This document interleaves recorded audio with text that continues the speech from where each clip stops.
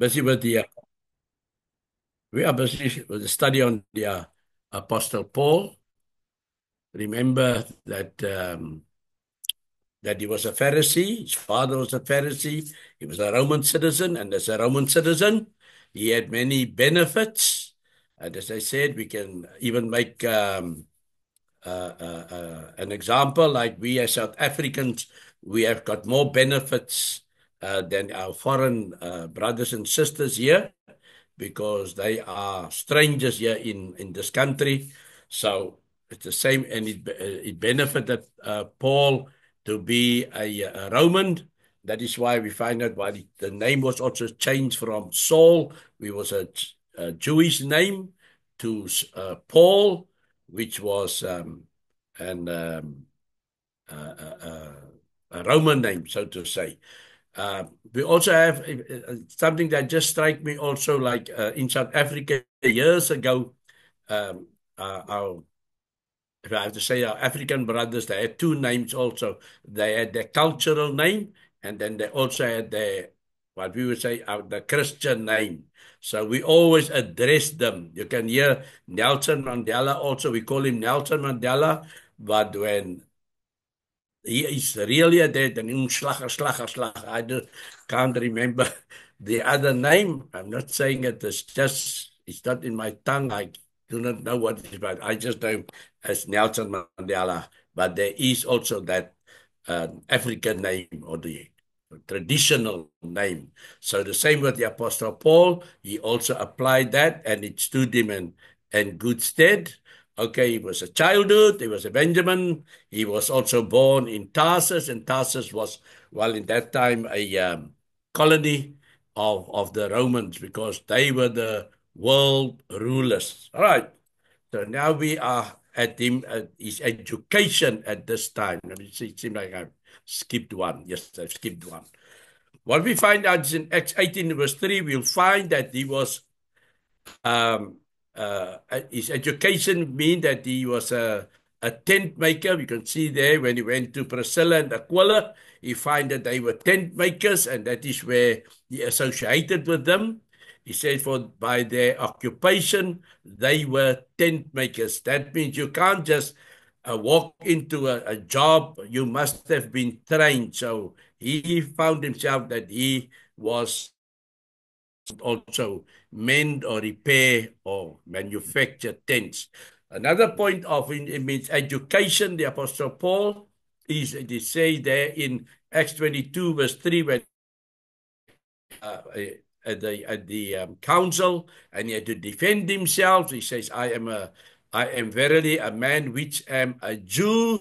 He was born in Tarsus, that we know. He was in the city of Cilicia, yet brought up in this city that is now Jerusalem, at the feet of Gamaliel, who was a educated Pharisee and taught according to the perfect manner of the law of the fathers. So this was a tradition also among, seeing that his father was a Pharisee. He also had to walk in the footsteps of his father. So when he finished his school, he went and he furthered his education in the law of Moses. And now, how better to do it at the feet of Gamaliel, he says, in the manner of the law of the fathers.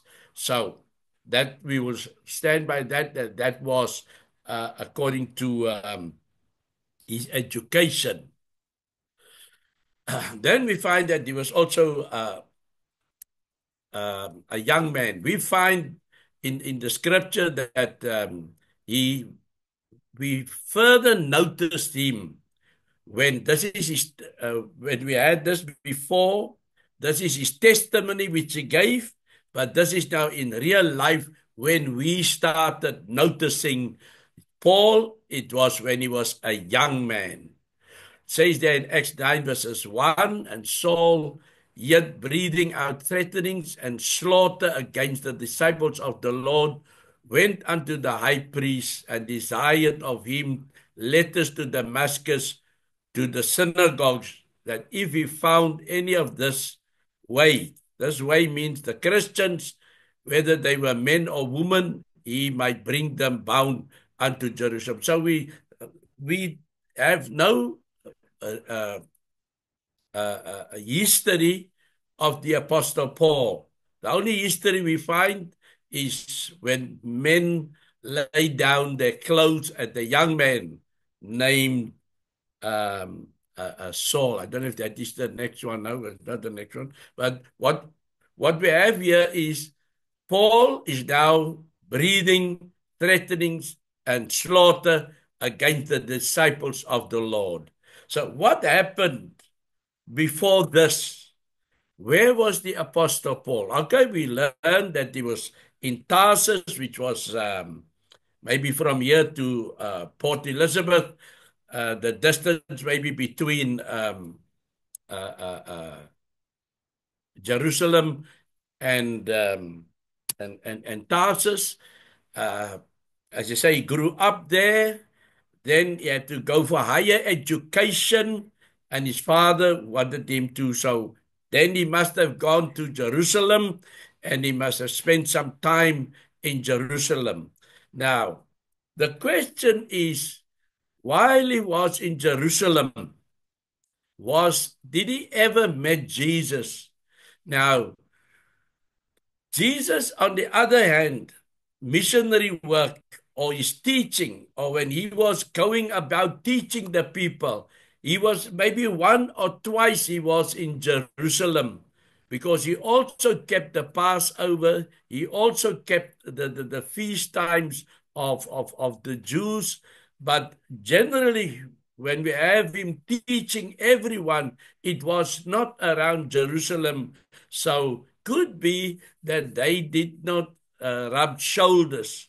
The other thing also is, as they say, the Apostle Paul, because he was so zealous remember, there is also John the Baptist that was preaching and baptizing in the River Jordan. And it is also said that many of the Pharisees came to him to be baptized, in which he actually rebuked them by calling themselves, "You generation of vipers, who has warned you of the wrath of God to come?" Because according to him, maybe they were the last people to come, because they are the ones that is distorting everything. Because I have the people of blind leaders, and here is John, and he's bringing the baptism of regeneration, not regeneration, purification. Repentance, sorry, there's the name that I'm looking for.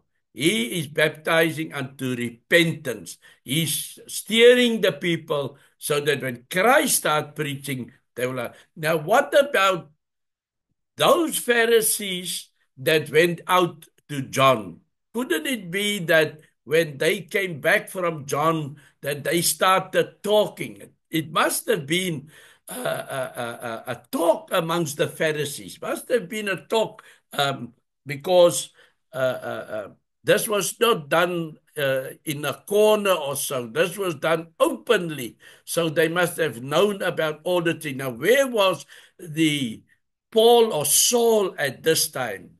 Was he not interested, or did he just, because when they uh, work out the age, it is as he was about 10 years younger than Jesus. That is what it says. Jesus was born more or less 4 or 5 before Christ, in the old manner of era, but we say before Christ. So he wasn't born on the exact 000. He was born about 4 or 5 years before that. So when the clock strikes 000, the years, and from there 1 year, 2 years, 3 years, when you strike 1 year, he was already 5 or 6 years old. That is now Jesus. So when Jesus was about 8 or 9, then the Apostle Paul was only born. But anyway, as I say, Jesus the Apostle Paul, when he was about 15, he must have come from Tarsus to Jerusalem. That means Jesus would have been about 25 years old. And as we read, Jesus did not start preaching until he was 30 years old.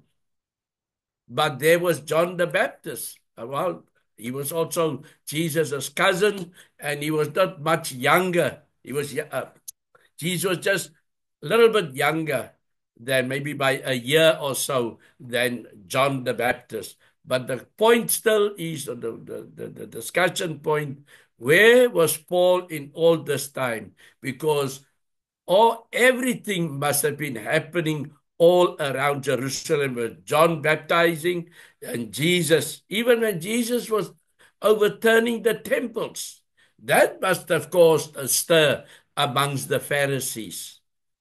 Where was Paul in all this time? Could be that he went back home again to Tarsus and to wait till he is called up to serve on the council in the temple or in the Sanhedrin.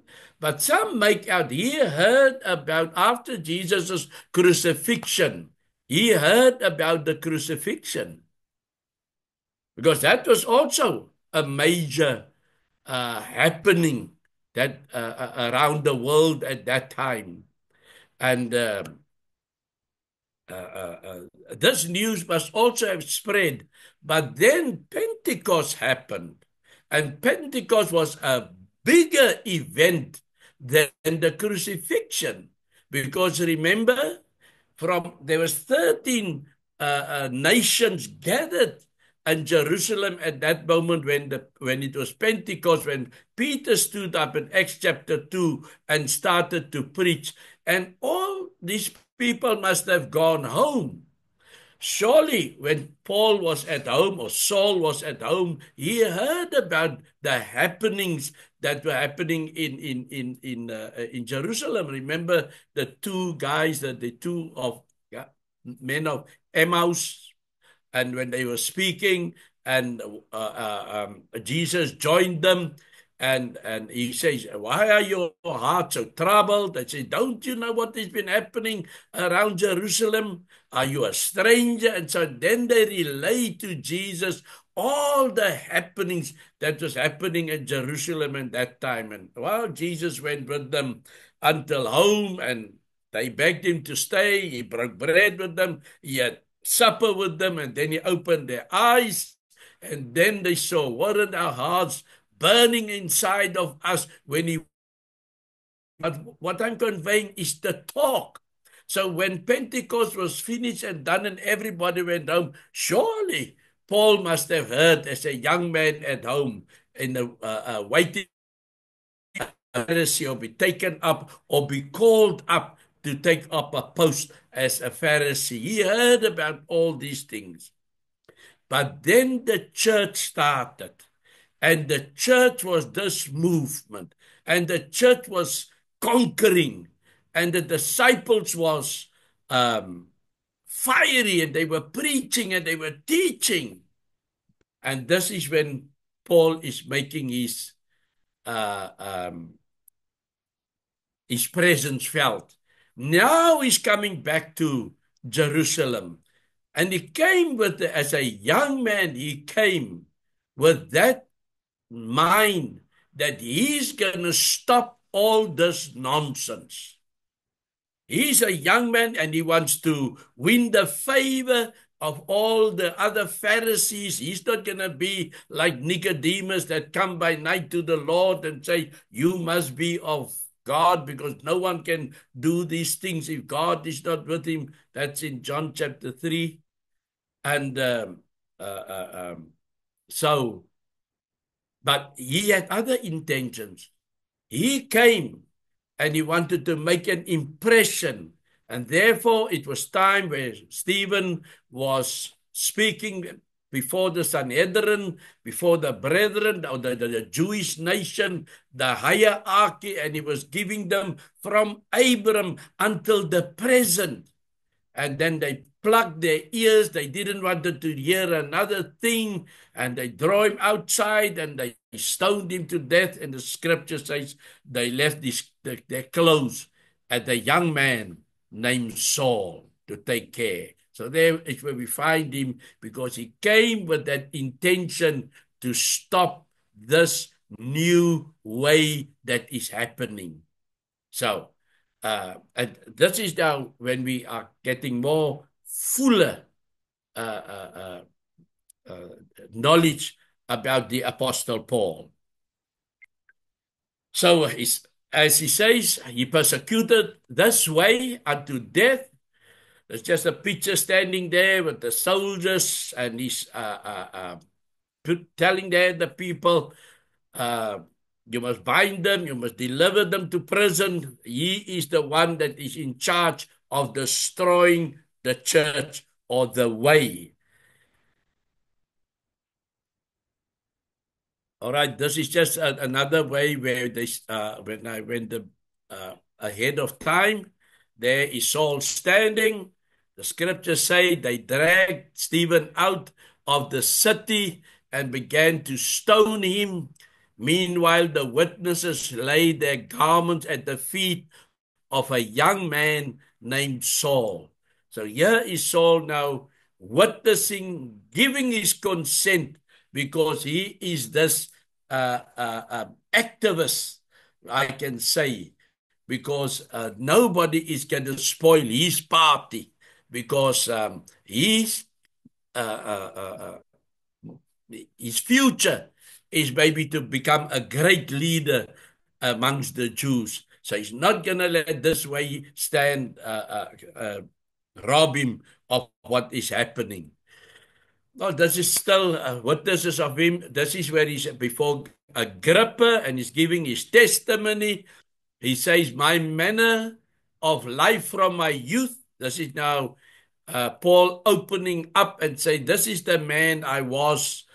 He say, my manner of life from my youth, which was at the first among my own nation, that is the Jews at Jerusalem, know all the Jews. They know who Paul of Tarsus is, and which knew me from the beginning. They knew he was the son of a Pharisee. If they would testify that after the most strictest sect of our religion, I lived a Pharisee. So he's standing now, and this is how he testifying before Agrippa and say, this was my life before I became a Christian, when I was well-pleasing to all my neighbors, friend, and my Pharisee friends. I was the icon of purity. But he went and he asked for letters so that he can go and persecute the Christians in Damascus. And this is what we find in Acts and chapter 9, that on the way to Damascus there, a bright light shone about him, and he was struck off his horse, and a voice that came from heaven and saying, Saul, Saul, why are you persecuting me? Well, there we have him in the bright light, and he's now blinded also. You ask, why was he blinded? He was blinded because if he would still be able to see, he would have still been filled with vigor. He would still have been filled with animosity. But he had to be blinded so that he can be, let's put it like this, he was now disabled because he was, all right, we find Jesus and the Apostle Paul, Christ rebuked. He says, he was asking, who are you, Lord? And Jesus says, I am Jesus the Nazarene, whom you are persecuted. And this is what Paul answered, Lord, what will you have me to do? And the Lord said to him, arise and go to the city, and it will be told you what to do. So, because of the brilliance of the light, I mean, it was noonday, but when he was standing in front of Agrippa, he was saying, The light was brighter than the day, and it blinded me. My companions led me by the hand into Damascus. They all could hear and see things, but they could not understand what was happening. And again, I bring this as my um, uh, uh, uh, as I've got this understanding. The Spirit of God, acknowledge the Spirit of God. But if you do not have the Spirit of God within you, you will not understand. So when we speak to people that are religious also, my spirit and my opponent's spirit is not the same spirit. It is only when the Holy Spirit is working within my opponent heart that it will lead him to understand the word of God or the knowledge of God or the light that comes from the Bible. But as long as he's stiff-necked, as long as his heart is hardened, the Spirit cannot work with him. And the same way we find here is those that walk and will accompanied Paul. They saw everything, but they did not understand everything. Only Paul or Saul was the one, because God was working with him. The Spirit of God was working with him. And then the message came to Ananias, I want you to go, and I want you to, there's a man named Saul.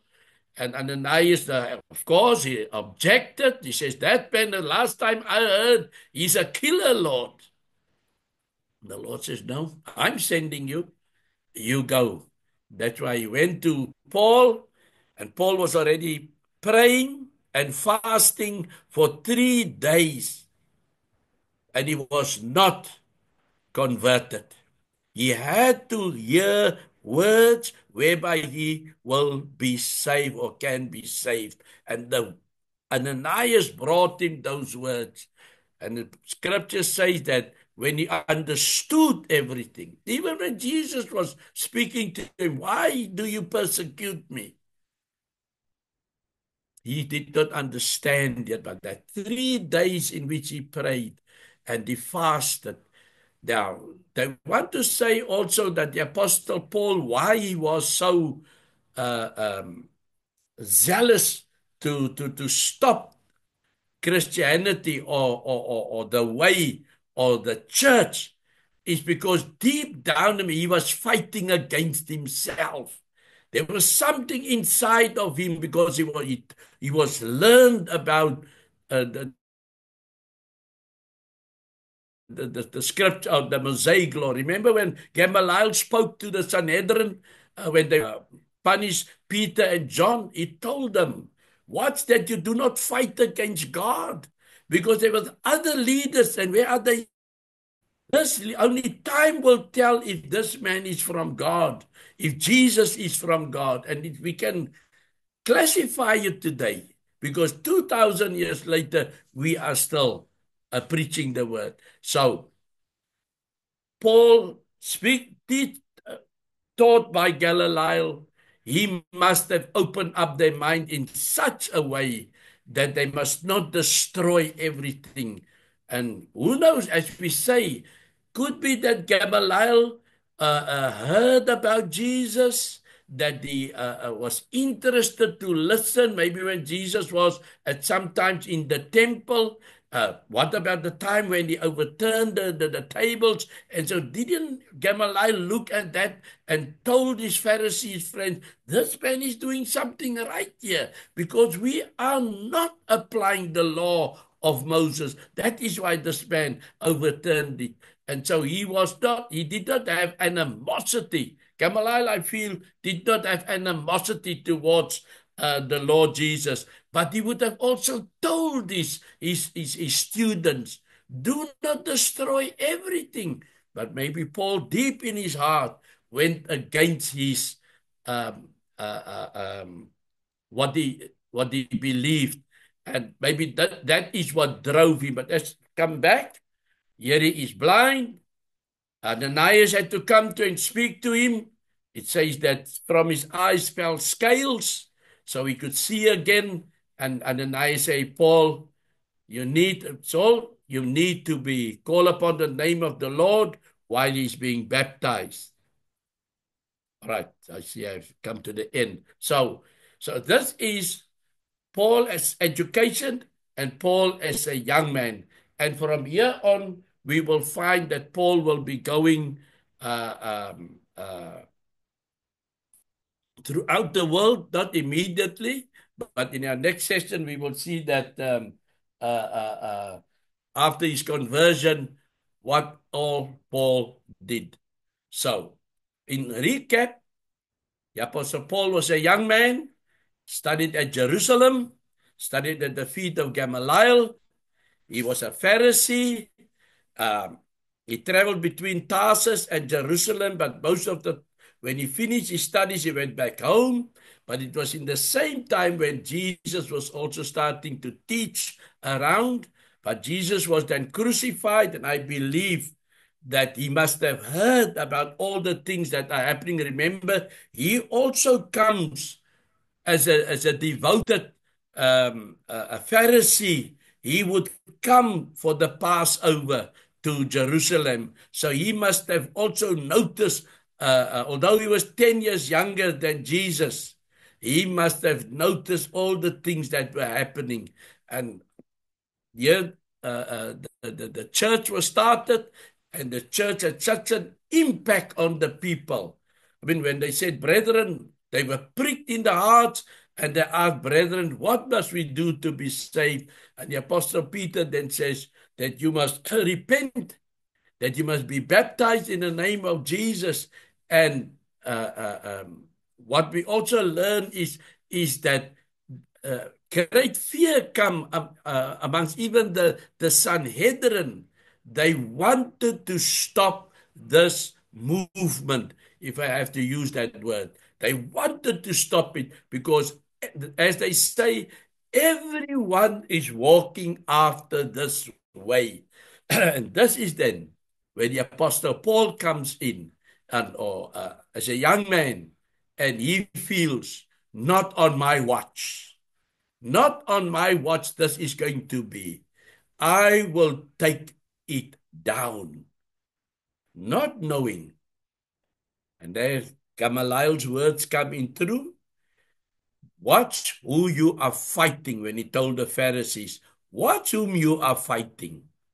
Could be God that you're fighting against. He himself, as Paul, not on my watch, he found that he's fighting someone powerful.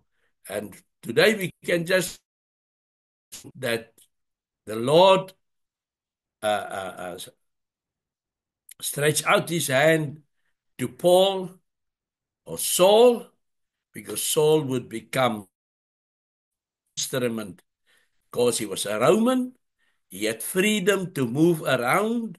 The Jews were, the Romans watched the Jews with skepticism, because the Jews was a lot of troublemakers. And so here he could take the word as a Roman, as a passport from Jerusalem, through Judea, through Samaria, unto the uttermost parts of the world. So this concludes our study for tonight. I'm looking forward to continue next week. Oh, why is my thing is not working.